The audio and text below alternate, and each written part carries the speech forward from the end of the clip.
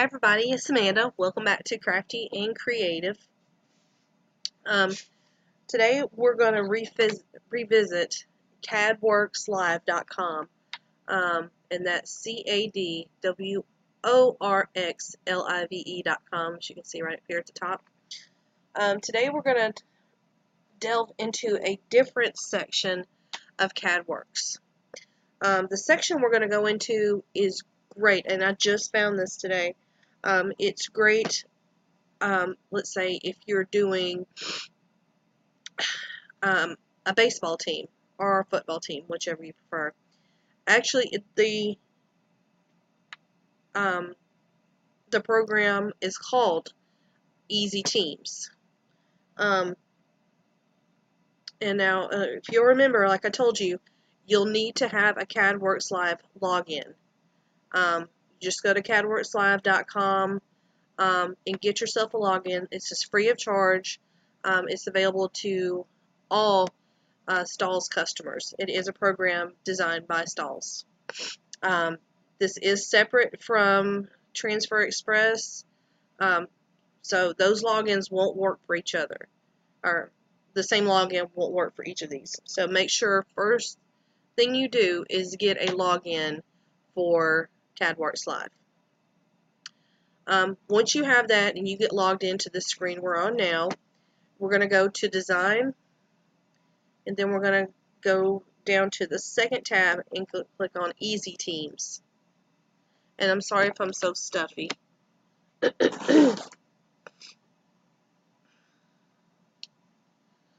Just wait on that to boot up.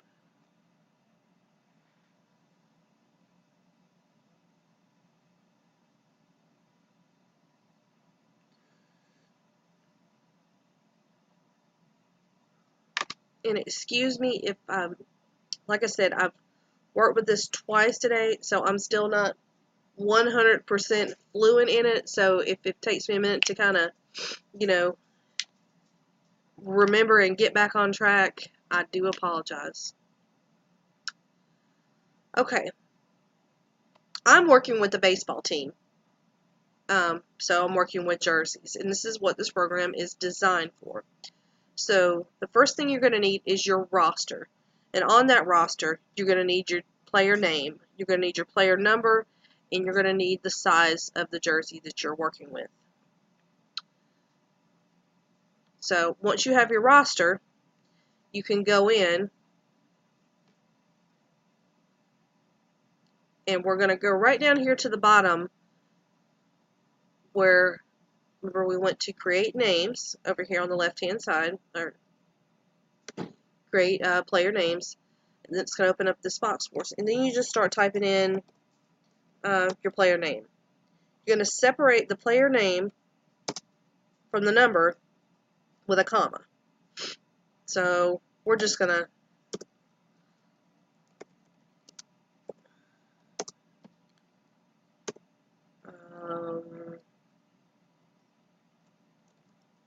I'm just typing in random stuff. 10. Okay. I'm just going to do 3 names just for example's sake. Excuse me. You can enter up to 100 names and numbers in this field. But most of your teams, you're going to run anywhere from, I believe, 12 to 14 players. Your regular starting lineup and a couple alternates. So you will have plenty of space to put every name in here. Now, with this team I'm working with, not only are the players getting jerseys, but a lot of the parents and siblings are getting shirts as well. So they're going to be all different sizes. So we're going to delve into that too while we're in here. But once you have your player name and number in, remember use last name, comma, and then their jersey number. We're just going to click OK. And now you see over here to the left, it's created a list for us. And then you have this is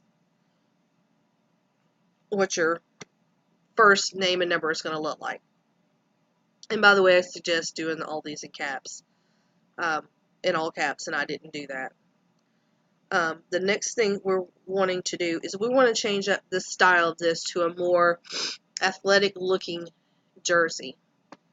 So the next thing we're going to do, and also note, once you change this first one, it's going to change the font and the style on each one of your players. So they're all going to be conformed, they're all going to have the same font style, and they're all going to have the same spacing, which is great. The next tab we're going to use is going to be our style tab. It's the second from the left. And then we're going to start with edit style.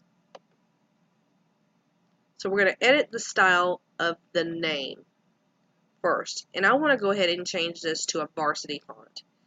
And a varsity font is usually the last font. So we're just going to click down here. I think they've added a few cents. We're going to back up one, and there's our varsity font. Excuse me. You don't have to use the one I'm using.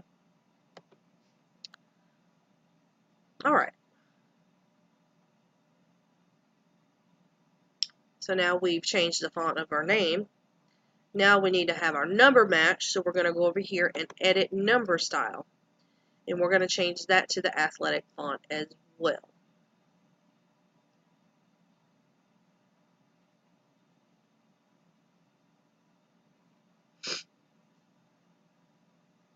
Just once you find the one you like, click it and hit open. And then it's going to show your preview, and you just hit OK. Okay, now I want to change. I want to put an arch on the name. It's as simple as going over to apply name style.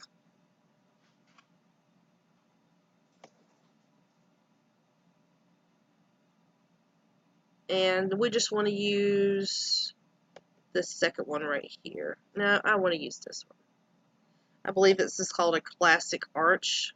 For some reason in this field it has them different. So that is how all of them are going to look. Every one of your players, just by editing this first one, they're all going to have the classic arch. They're all going to have their name in varsity as well as their number. And I know probably a lot of you are not familiar with, you have a certain amount of space that you want to keep between the name and the number.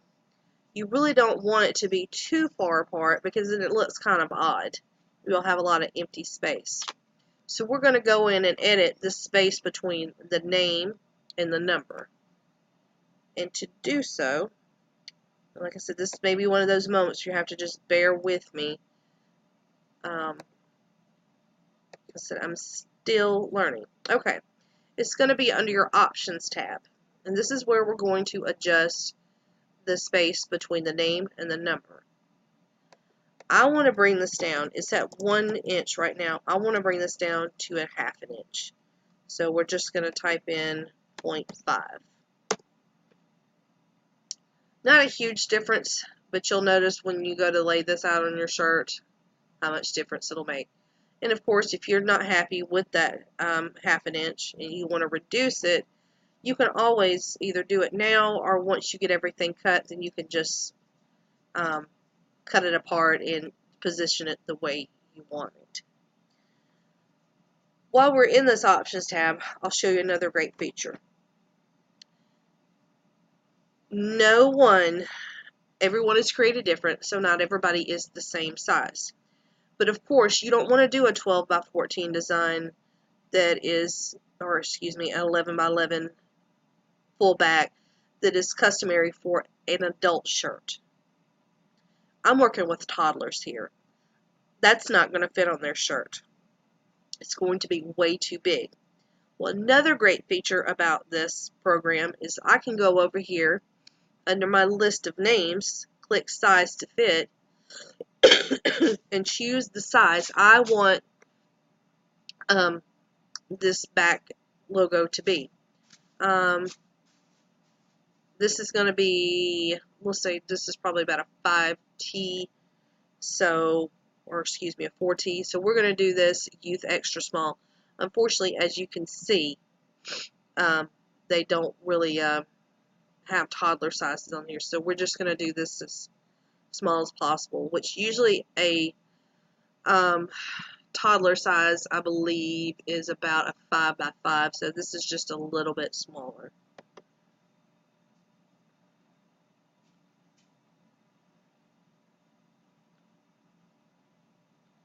So you can see this is automatically reducing this down to 4 inches.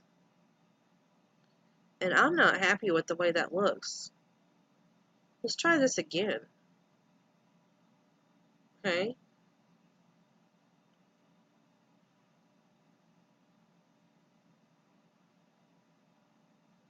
See if by using this tab it's going to do the same thing. It seems to be.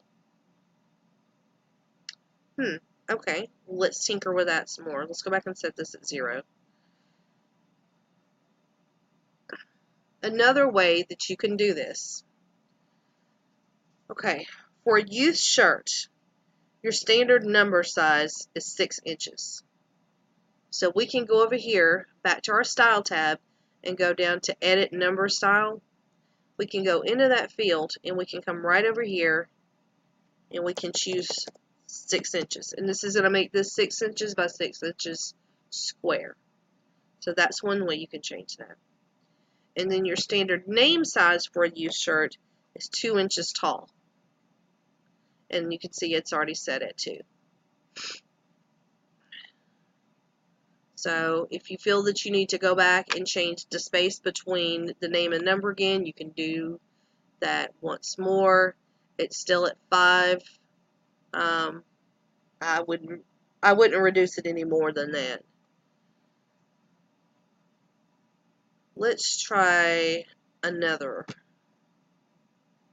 Now remember, whichever numbers you pick up here, that's going to apply to all of them down here, unless you go in and choose size to fit for each of these shirts, which you need to do. Because if not, you're going to end up either recutting and wasting vinyl, or they're either going to be too big for the shirt or too small for the shirt. So I would definitely use the size to fit. But let's try this again with, say, let's do Bell. And when you want to select it, just make sure you hit your little hourglass button here. Okay. I want to make this one, let's do a youth medium. And that worked perfectly fine. Let's go back and try, since I've reduced the size of the number a good bit, let's go back and try to do the 4-inch.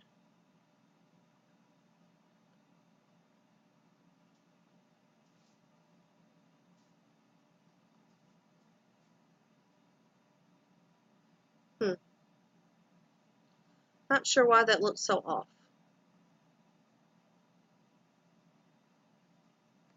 Maybe we need to increase our arc. That brought it in a little bit more, but not that much. Maybe let's make it an 8. I know, I'm trying to change it. Give me all these warnings.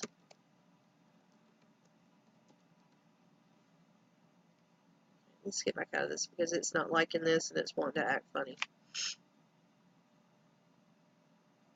And we're gonna X out of that.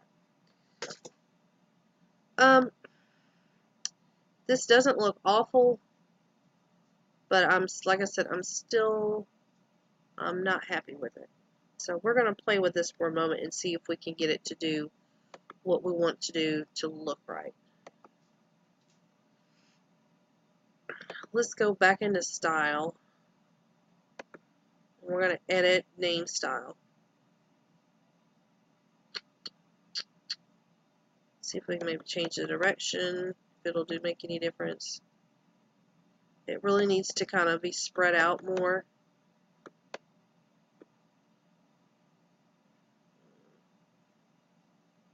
It's not liking that either.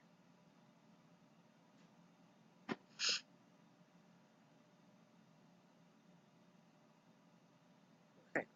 This may be one of those sections where I have to tinker a little bit more. Okay, but we're going to take all the adjustments we've made and everything we've designed, and since you can't cut directly from Cadworx, we're either going to need to send this, well, we're going to need to create a JPEG, so I can either trace it in Silhouette or I can trace it in Vinyl Master. So that's what we're going to do now. We're going to go right here to Output. You can select either one of these. The key factor is converting it to a JPEG. So you want to make sure you click JPEG on there because you need a good clear image to trace. And we're going to save this as, I think I already have one. That name. We're just going to make it 2. We're just going to add a 2 on there. Okay. And I'm going to put this under my downloads. I hate searching through my pictures. Okay. First I'll do this in Silhouette. Simple enough. You just go in like you've downloaded a JPEG from the internet. Just find your file. We'll put it under Downloads. This is Cadworx, and this is Cadworx 2. So we're going to open it up. Okay.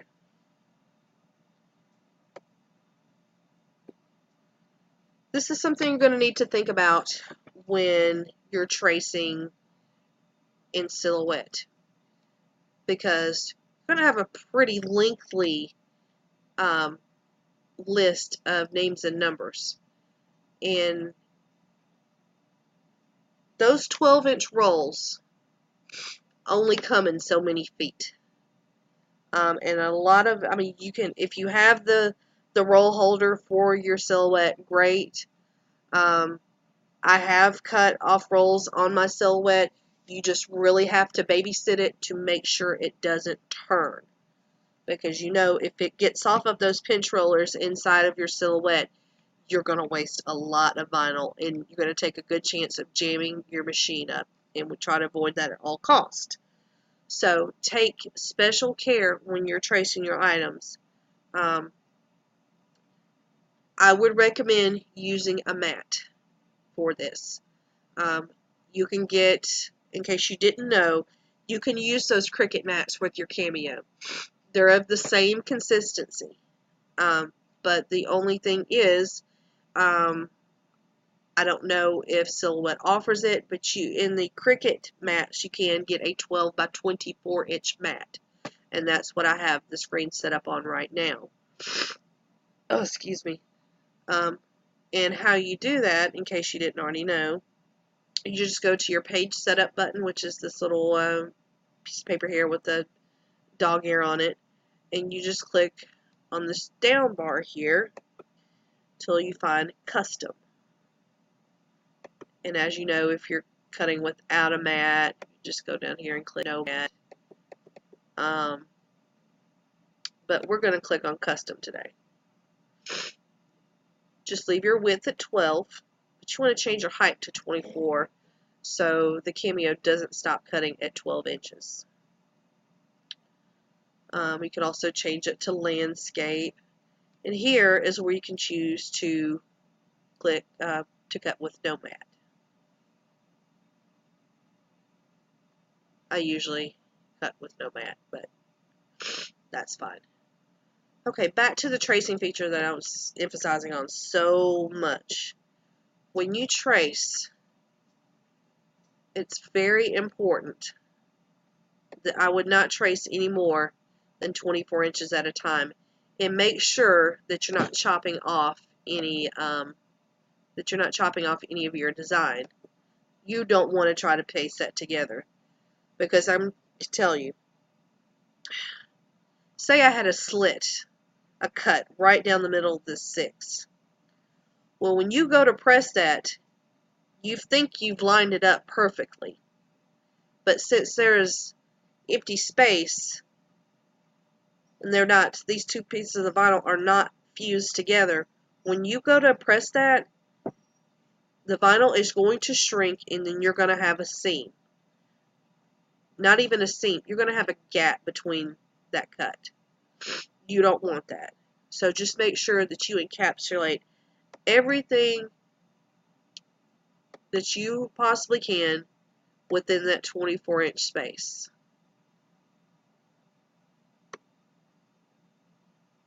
I mean, just double check yourself, triple check yourself if you need to, so you don't waste any vinyl. But, be sure to get all of your... Excuse me, I've had a sneeze that will not come out. And then all you can do is click trace. Load your vinyl up, mirror it, and you're ready to ride.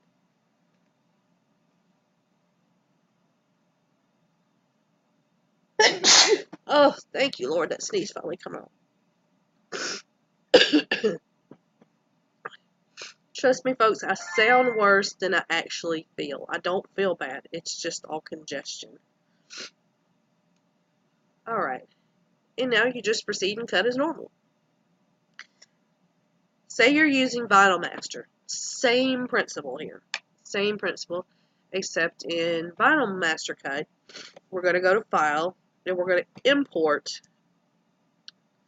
the document that we're using. We're going to go to Downloads.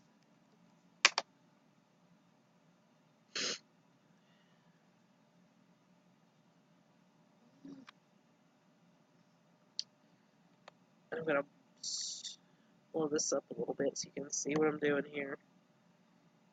That's one thing about Vinyl Master. There we go.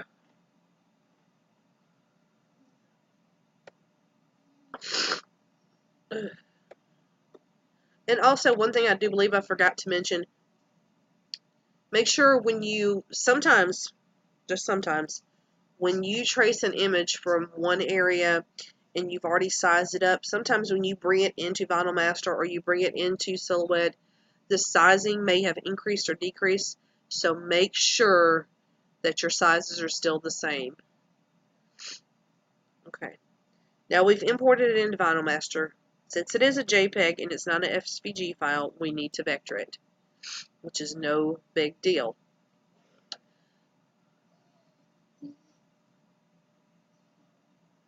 And basically, this is all we need to do. I think I went a little bit too fast there, and that's a bad habit. When you're so used to doing it and you're trying to teach someone, you just skip ahead. We're going to go to Images, Vector or Trace Image. It's going to bring us up a small preview here. I like the way it looks.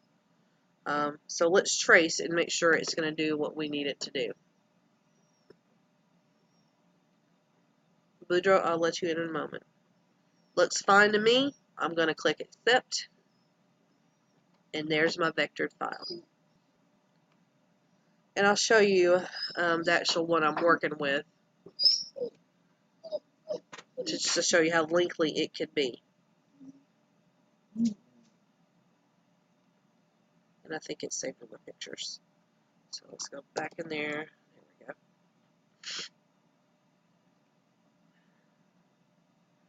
And it's pretty big. And this is only the coach and players and one team mom. This does not count. This does not count family members. So, according to my measurements, I'm going to be cutting about 35 to 36 foot of vinyl to complete the backs of these shirts. My my screen printer guys from Bedit Printing, they've already printed the fronts.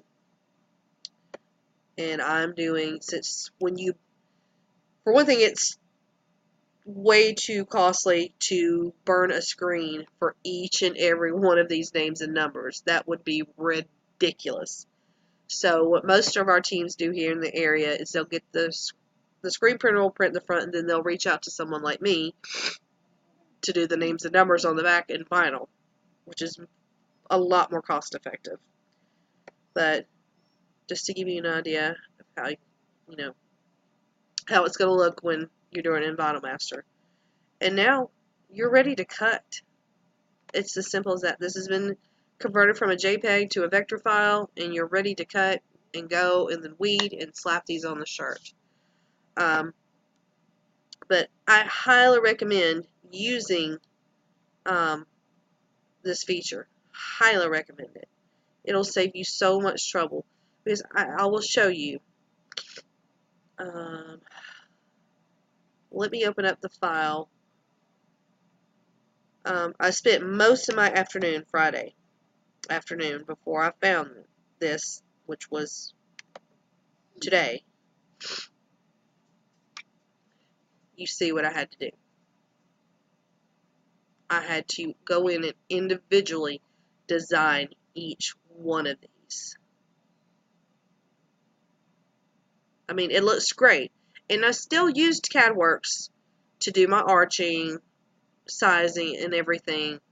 But I did not know that I could just plug in these names and numbers and it automatically generate them for me using the Easy Team. So it's going to be a lot better now.